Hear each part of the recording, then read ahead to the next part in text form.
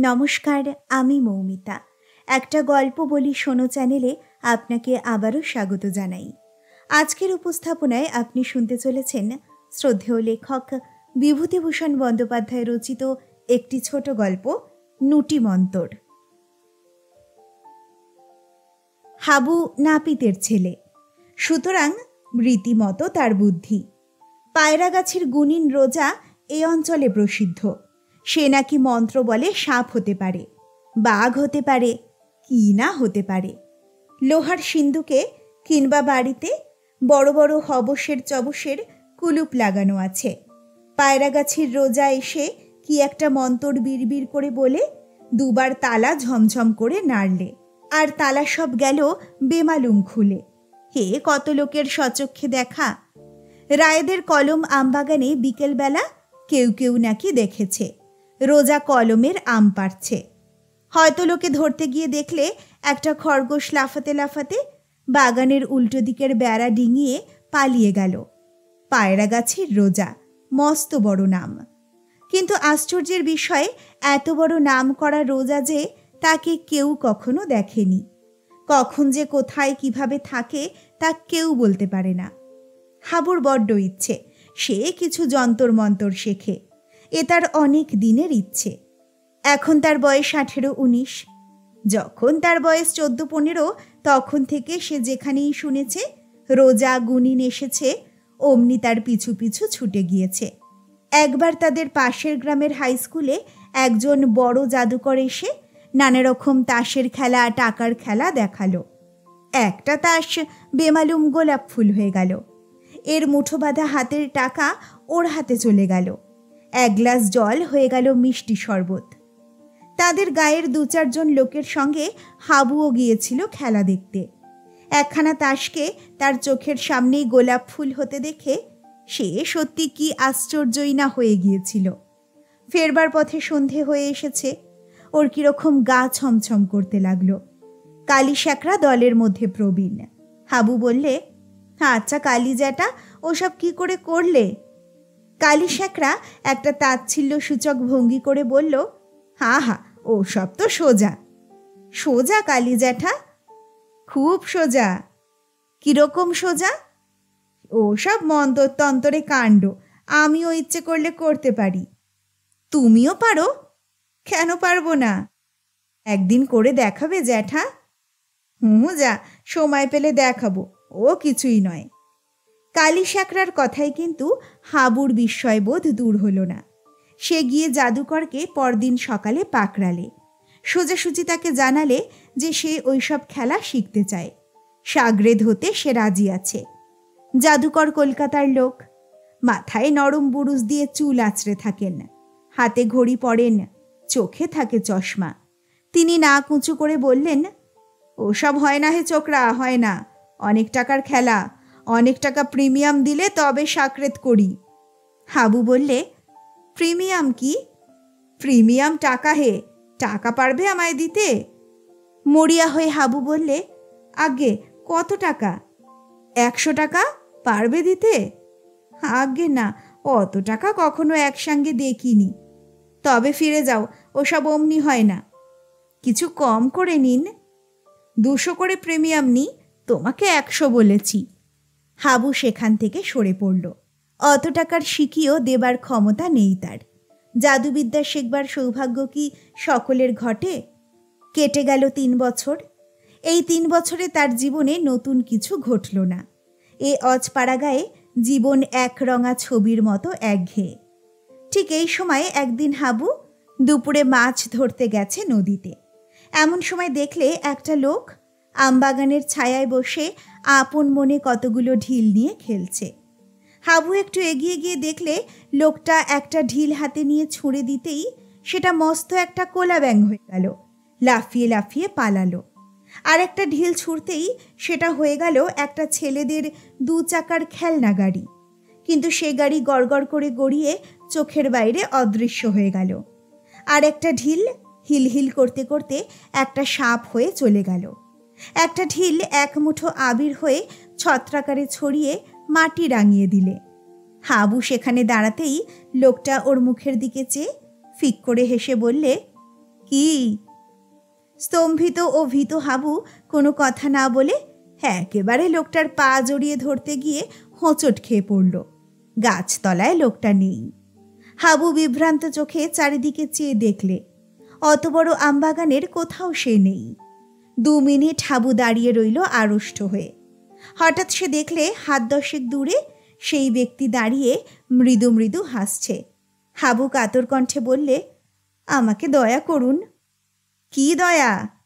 পায়ে ঠেলবেন না এমন করে, আমাকে আপনার চাকর রেখে দিন। আমি অনেক ভাগ্যে আপনার দেখা পেয়েছি। আমি গরিব লোক, চাকরে আমার কি দরকার? তাছাড়া আমার হাতে অনেক চাকর, এই দেখো। বলেই লোকটা একটা ঢিল গাছের ওপরের ডালের দিকে অবহেলার সঙ্গে ছুঁড়ে মারতেই ঝরঝর করে একরাশ আম পড়ল। হাবু একেবারে স্তম্ভিত। আম আসে কোথা থেকে এই কার্তিক মাসে? পাড়া গায়ে কোনো গাছেই এ সময় আম তো দূরের কথা, আমের বউলও নেই। পাকা আম ঝুড়িখানেক তার সামনে।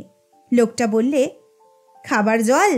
এই যেমনি একটা ঢিল ছোড়া, অমনি গাছের গুড়ির জায়গা একেবারে ফুটো হয়ে কলের মুখে যেমন জল পড়ে তেমনি জল পড়তে লাগলো। লোকটা হাত নেড়ে ইঙ্গিত করে বললে, খাও, জল খাও, ভালো জল। হাবু কাতর স্বরে বললে, আমায় সাকরেদ করে রাখুন। কি সর্বনাশ! সাকরেদ? আমি ওস্তাদ নই, আমায় দয়া করুন। লোকটা হি হি করে হেসে উঠল। ও কি, মুখের ফাঁক থেকে ঝাঁকে ঝাঁকে লাল নীল বেগুনি রঙের ডানাওয়ালা প্রজাপতি চারিদিকে ছড়িয়ে পড়তে লাগলো। লোকটা কে? এর উত্তর লোকটা দিলে। বললে, পায়রাগাছি জানো উত্তর দিকে? আমার সঙ্গে সেখানে দেখা করো। হাবু হাঁ হয়ে রইল। ইনি তবে পায়রাগাছির সেই গুণিন? সবাই বলে উনি নুটি মন্তর জানেন, অর্থাৎ মন্ত্র বলে অদৃশ্য হতে পারেন। আজ সে নিজে তার প্রমাণ দেখেছে। হাবু হাত জোর করে বললে, আমায় দয়া করুন। পায়রাগাছির রোজা এবারে নরম সুরে বললে, শেখাতে পারি নুটি মন্তর, কিন্তু ছোকরা তুমি এ পথে কেন? এ পথে কেবল তারাই আসতে পারে যাদের বাসনা কামনা ক্ষয় হয়ে গেছে। কত লোভের পথ খুলে যাবে দেখো। আচ্ছা রোসো, দিচ্ছি তোমায় মন্তরটা শিখিয়ে। কিছুদিন কেটে গেল। হাবু এখন নুটি মন্তর শিখে সম্পূর্ণ অদৃশ্য হতে শিখেছে। সঙ্গে সঙ্গে সে আবিষ্কার করলে সে একজন ভীষণ চোর। যে ঘরে যায় ভালো ভালো জিনিস সব চুরি করতে ইচ্ছে হয়। খাবারের দোকানে গেলে ইচ্ছে হয় খাবারের হাঁড়ি ফাঁক করে। সে যে চোর তা সে কখনো জানত না। একদিন এক বন্ধুর বাড়ি গিয়ে দেখলে মস্ত বড় একটা ইলিশ মাছ এনেছে বন্ধুর বাবা। রোয়াকে সেটা পড়ে আছে। বন্ধুর মা ঘরে ঢুকেছেন বঁটি আনতে। ওর লোভ হলো মাছটাকে নিয়ে দৌড় দেয়। হাবু ভয়ে তখনই দৃশ্যমান হয়ে গেল। বন্ধুর মা ওকে দেখে বললেন, ও মা, হাবু কোথা দিয়ে এলি? তোকে তো দেখলাম না দরজা দিয়ে আসতে। এই মাত্র তো ঘরে বঁটি আনতে গিয়েছি। হাবু হেসে চুপ করে রইল। একদিন আরও একটা গুরুতর ব্যাপার ঘটল। পাড়ার গাঙ্গুলিরা বড় লোক। তাদের বাড়ির ওপরের তলায় খাটে এক ছড়া দামি সোনার হাড় কে ফেলে রেখেছে। হাবু কৌতূহলবশত গাঙ্গুলিদের তেতলায় অদৃশ্য অবস্থায় বেড়াতে গিয়ে লোভ সামলাতে না পেরে সেই হাড় হাতে নেমে এলো। সেও অদৃশ্য, তার কাছে যে জিনিস থাকবে তাও অদৃশ্য। কেউ কিছু টের পেল না। তারপর যখন জানা গেল হাড় চুরি গিয়েছে, তখন গাঙ্গুলিদের বাড়িতে হইচই পড়ে গেল। গাঙ্গুলিদের বড় মেয়ের হাড় সেটা, তার সে কি কান্না! সবাই মিলে তাকে অপমান উৎপীড়ন করতে লাগলো। সে কেন এত অসাবধান, কেন সে হাড় খাটের উপরে ফেলে রেখেছিল। অবশেষে সন্দেহ গিয়ে পড়ল এক বৃদ্ধা দাসীর উপরে। তার উপরে শুরু হলো নির্যাতন। পুলিশে খবর দিয়ে তাকে ধরিয়ে দেওয়ার ব্যবস্থাও হতে লাগলো। কিন্তু হাবুর সবচেয়ে অসহ্য হলো গাঙ্গুলিদের মেয়ের সেই হাপুস নয়নে কান্না। মেয়েটির সঙ্গে তার স্বামীর বনিবনাও নেই, বাপের বাড়িতে পড়ে থাকে। এমন মেয়ের কোনো মান থাকে না বাপের বাড়িতে। বৌদিদিরা একেই তো তাকে দাঁতে পেশেন, তার উপরে সে বাপের দেওয়া ওই হাড়ছড়া খুইয়ে ঘোর অপরাধে অপরাধিনী। হাবু অদৃশ্য হয়ে সব দেখছিল, হাড়ও তার পকেটেই ছিল। আর সহ্য করতে না পেরে হাড়ছড়াটা সে বালিশের তলায় রেখে দিল। সেখান থেকে সেই মেয়েই প্রথম হার আবিষ্কার করলে, তখন সে কি হাসি তার মুখে।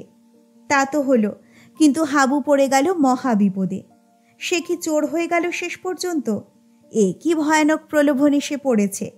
পদে পদে প্রলোভন, পদে পদে সৎ চরিত্রতার পরীক্ষা দিতে হচ্ছে তাকে। মনের বল ক্ষয় হয়ে যাচ্ছে দিন দিন। লোভ সামলাতে সামলাতে গলদঘর্ম। অদৃশ্য না হয়েও থাকা যায় না, অদৃশ্য হলেও বিপদ। এ কি সর্বনাশা মন্ত্র! মাসের পরে মাস কেটে যায় এই ঘোর অগ্নি পরীক্ষার মধ্যে দিয়ে। হাবু ইতিমধ্যে এক বিয়েবাড়ির ভাঁড়ারে ঢুকে সেরখানিক সন্দেশ মেরে দিল। পরক্ষণেই জাগলো অনুতাপ, তীব্র অনুতাপ। সে কোথায় নেমে চলেছে দিন দিন। পায়রাগাছির রোজা এ কি সর্বনাশ তার করে গেল! কিছুতেই অদৃশ্য হবার প্রলোভন সামলানো যায় না, কিছুতেই ভোলা যায় না নুটি মন্তর। নুটি মন্তর তার জীবনের অভিশাপ। বছরখানিক এভাবে কেটে গেল। কত খুঁজলে পায়রাগাছির রোজাকে, কেউ সন্ধান দিতে পারল না। একদিন হাবু সেই আমবাগান দিয়ে যেতে যেতে সেই একই গাছের তলায় দেখলে পায়রাগাছির রোজা সেই রকম ঢিল ছুঁড়ে ছুঁড়ে খেলা করছে। ওর দেহে বিদ্যুতের স্রোত বয়ে গেল। সন্ধান মিলেছে এতদিন পরে। ও ছুটে এগিয়ে গেল কাছে। ঢিল একটা ব্যাঙ হয়ে লাফাতে লাফাতে পালালো।